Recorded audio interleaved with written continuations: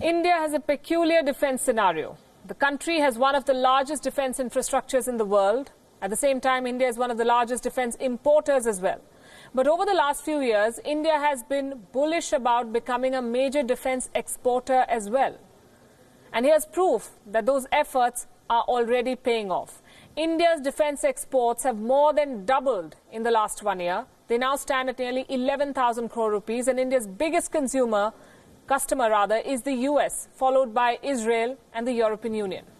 The surge in export numbers is due to the execution of something called offsets. Indian defense companies have executed offsets over the last year.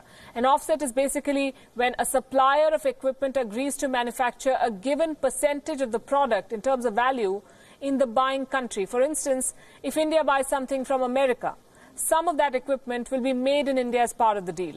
Sometimes this can happen in the form of technology transfers too. Apart from offsets, the recent policy of liberalization has played a very important role.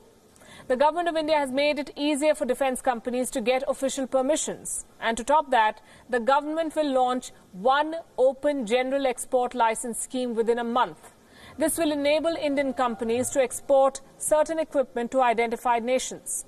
The defense industry will be given blanket permissions on these select items. It will give companies direct access to international markets. And that's not all. Indian defense attaches have been authorized to promote exports of made-in-India defense products. An annual budget of up to $50,000 has been set aside for each defense attaché. The money is meant for them to take part in exhibitions, for them to carry out surveys, studies, conduct seminars, whichever way they can promote India's defense. India has plans to boost defense exports to 35,000 crore rupees by the year 2025. The government has drafted a list of 85 countries where it's looking to promote its military products. The list includes Vietnam, Bahrain, Afghanistan, Bangladesh, the UAE, Malaysia and Thailand. Over the years, India has extended soft loans worth about $1 billion to these countries, but the utilization of these loans has been poor. Now, a series of steps are being taken to increase usage of lines of credit extended by India to friendly nations. Apart from new lines of credit to nations like Vietnam and Myanmar, India's manufacturing economy is expected to be worth $1 trillion in the next 5 years, of which $25 billion is set to come from the defense sector. And additionally, around $5 billion is estimated to be generated by defense exports. India is pushing its defense companies to become globally competitive.